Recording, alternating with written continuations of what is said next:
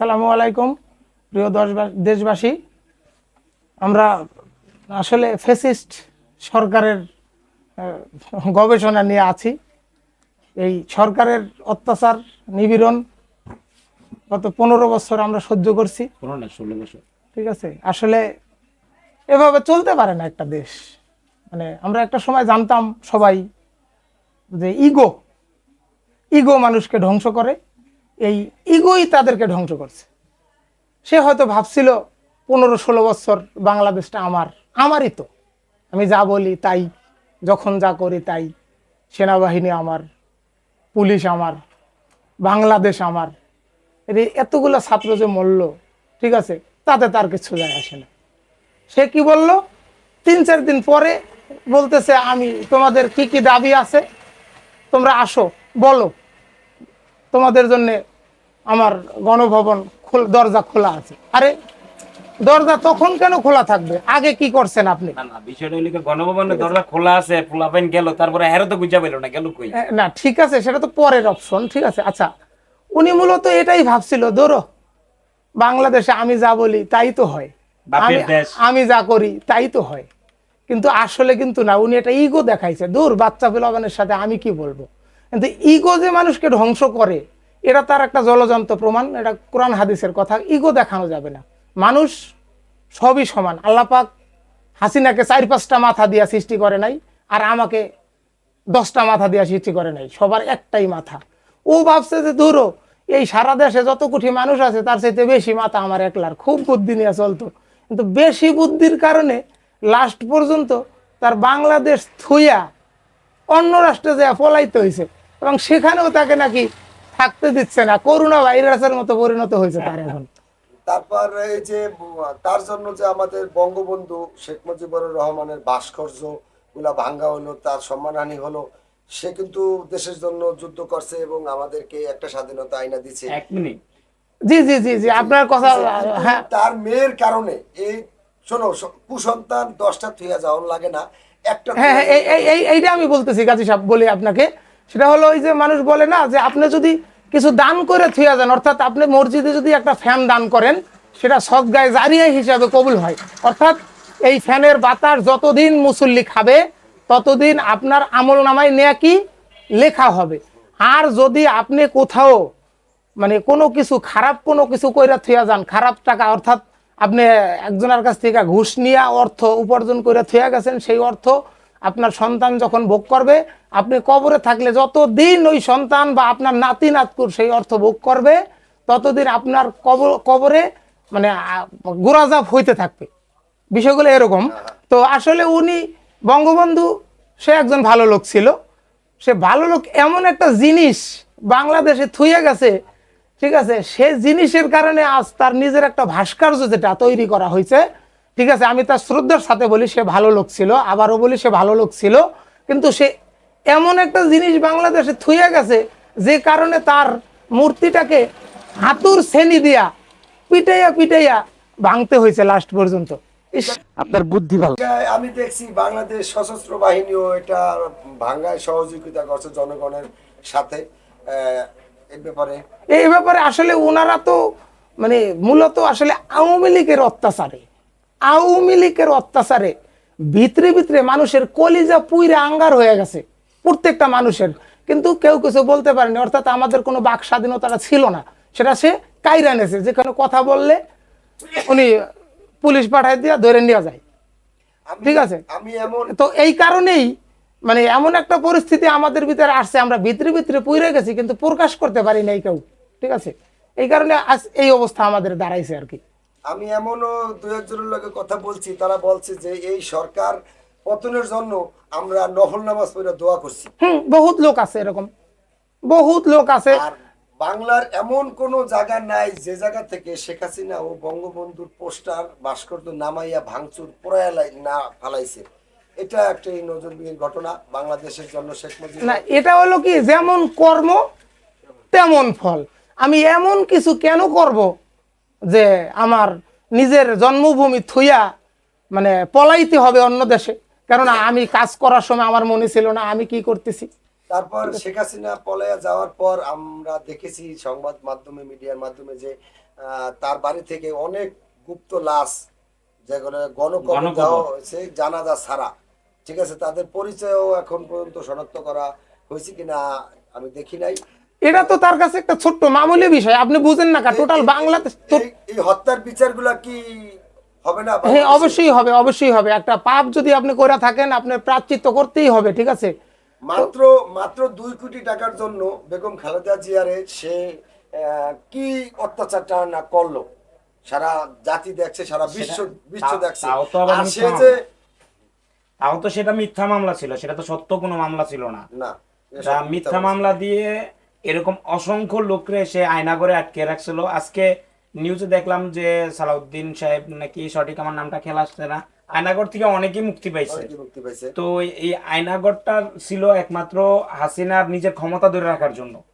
মানুষকে নির্যাতন করে লাশের উপরে সে টিকে আসলো শুধুমাত্র ক্ষমতার জন্য। এই ক্ষমতা ওনাকে এমন নাই অন্ধ করে দিছিল যে মানুষ মারতে যায় সে দ্বিধাবোধ করতো না।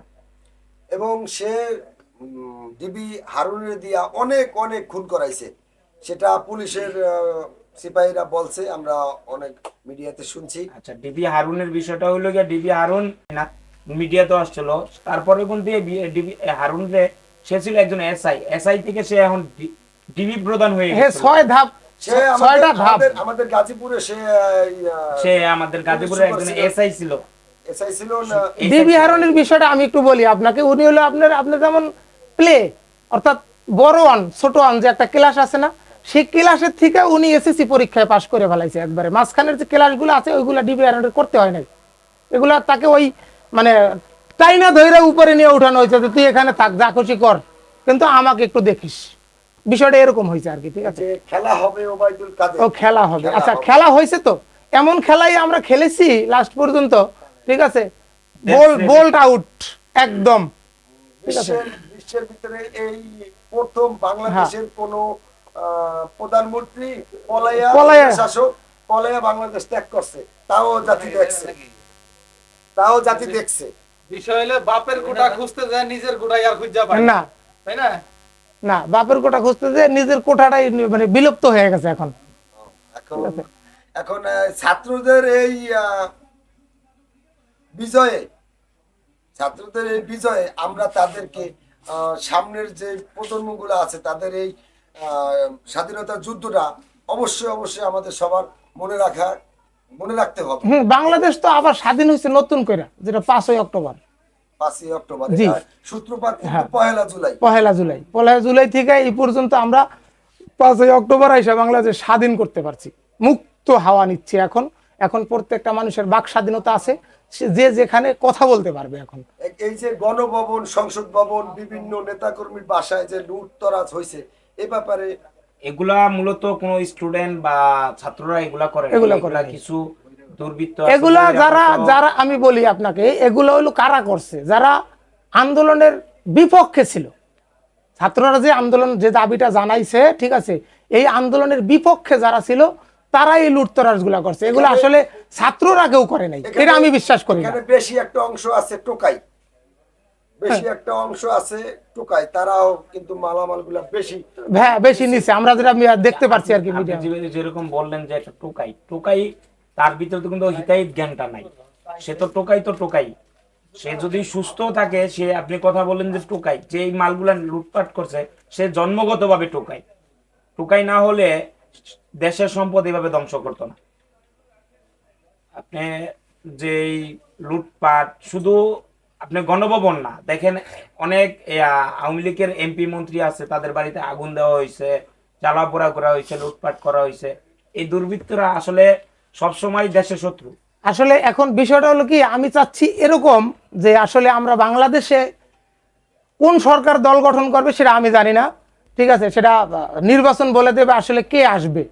তো এরপর জনগণ যাকে এমন চায় সে এমন একটা সরকার আমি চাই বাংলাদেশে দেখতে, যার সবার প্রত্যেকটা মানুষের বাক স্বাধীনতা থাকে, অন্তত কথা বলার অধিকারটা থাকে, বাক স্বাধীনতা মানে বলতে কি মানে অধিকারটা যেন হরণ না করা হয়, কথা বললেই পুলিশ গুম এগুলো যেন না হয়। আজকে পুলিশেরা একটি আলটিমেট দিয়েছে, তারা নিজ স্বাধীনতায় তাদের দায়িত্ব পালন করতে চায়।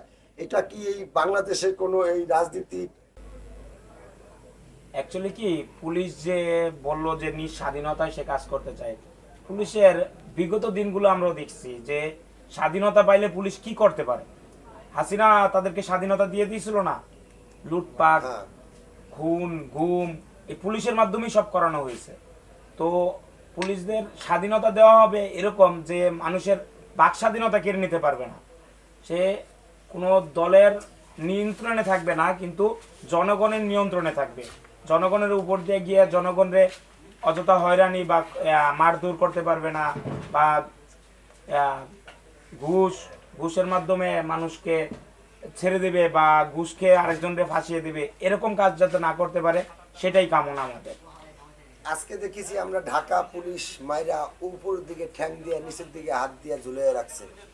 যদি পুলিশ আবারও এরকম অরাজকতা করে না, তাহলে এই- আমাদের এই না, বিষয়টা না, না, না, আপনি যেটা বললেন সেটা ঠিক নয়। পুলিশের কোনো পুলিশকেই মেরে এরকম ঝুলিয়ে রাখা হয় নাই। এটা কিছু দুর্বৃত্তরা আওয়ামী লীগের কিছু নেতাকর্মীদের এই অবস্থা করছে। ভিডিওটা আমিও দেখছি। তাহলে মানে গুজব ছড়ানো হয়। এটা জি, গুজব, এগুলো এটা গুজব, গুজব, এগুলো এই গুজব। গুজবে কান দিবেন না। অনলাইনে অনেক গুজব প্রচার হয়। অনেক পুলিশ মারা হয়েছে সিরাজগঞ্জে, আমাদের পুলিশ- 13 জন পুলিশ মারা হয়েছে, যারা কিন্তু খুবই দরিদ্র ঘরের সন্তান এবং খুবই না, অনেক টাকা দিয়ে তারা চাকরিতে ঢুকছে, কিন্তু শেখ হাসিনা তাদেরকে বাধ্য করছে যে তোমরা এক অচি 10 জন করে নির্বাচনে 10 জন করে অ্যারেস্ট করতে হইবে, সে যাকেই হোক। এরকম ঘটনাও ভাইরাল হয়েছে। আপনি যেরকম বললেন যে পুলিশ অনেকগুলো মারা গেছে দরিদ্র প্রবলেমে, এটাটাই আমরা নিন্দা জানাই যে এই কাজগুলো করছে অবশ্যই নিন্দনীয়। কিন্তু যে হাসিনার কথা শুনে দেশের মানুষের উপরে অত্যাচার, এই জিনিসগুলো গ্রহণযোগ্য না। তারা নিজের বিবেকেরও কখনো কাজে লাগায় নাই যে আমরা যে জনগণের উপরে এত অত্যাচার করি তারা আমাদেরকে ছাড় দিবে এই না। দেখেন, আপনি বললেন যে পুলিশ বাধ্য হয়ে এই কাজগুলো করছে, সেনাবাহিনীও কিন্তু হাসিনার নিয়ন্ত্রণেই ছিল, কিন্তু হাসিনার কথা কিন্তু তারা শুনে নাই, তারা জনগণের পাশে এসে দাঁড়াইছে। তো এরকম যদি পুলিশও দাঁড়াইতো তাহলে পুলিশের আজকে এই অবস্থাটা হতো না। আপনি আমাকে একটা কথা বলবেন আর আমি সেটা করব, আপনি কি বললেন সেটা আমি বুঝবো না? আমার কি বিবেক নাই? আমি পুলিশে চাকরি নিচ্ছি, অর্থাৎ আমি অশিক্ষিত নই, শিক্ষিত একজন মানুষ। শিক্ষিত মানুষ ছাড়া প্রশাসনে চাকরি করা যায় না, তাই না? তো সেই ক্ষেত্রে আপনি বললেন একজনকে গুলি করে মাইলে ফেলাইতে, আমি মারে ফেলাইলাম কেন? আমার কি মেধা নাই? আমি কি বুঝি না মারলে কি হবে আর না মারলে কি হবে? আমি কাকে মারতেছি? ও তো আমার ভাই, ঠিক আছে? আমি কেনই বা এই কাম করবো? আসলে যে যেরকম করবে তার ফল সে সেরকমই পাবে দিন শেষে, ঠিক আছে? আমরা চাই মানুষ মানুষের জন্যে, ঠিক আছে? বাংলাদেশ আমাদের সবার, ঠিক আছে? আমরা সবাই যেন বাংলাদেশকে ভালোবাসি। আমরা সবাই যদি বাংলাদেশকে ভালোবাসি তাহলে বিশ্ববাসীর দরবারে আমরা বাংলাদেশ আরও এগিয়ে যেতে পারবো। আর যদি মনে করি যে বাংলাদেশ আমার একার, আর কারোর কিচ্ছু নাই, আর টোটাল বাংলাদেশ যদি আমার হয় তাহলে আপনার কি? হাসিনার মতন দেশ ছেড়ে বলাই ঠিক আছে, টোটাল বাংলাদেশটা যদি আমার হয় তাহলে আপনার কি? ঠিক আছে, অতএব আমার না, আমাদের সবার বাংলাদেশ, ঠিক আছে? আমরা সবাই মিলেমিশে থাকতে চাই। এরকম ফ্যাসিস্ট কোনো সরকার আমরা দেশে আর দেখতে চাই না। এই কথা পর্যন্ত আজকে আমরা ভিডিওটা এখানে শেষ করলাম। সবাই ভালো থাকবেন, সুস্থ থাকবেন। ভিডিওতে একটি লাইক দেবেন। আসসালামু আলাইকুম, ধন্যবাদ।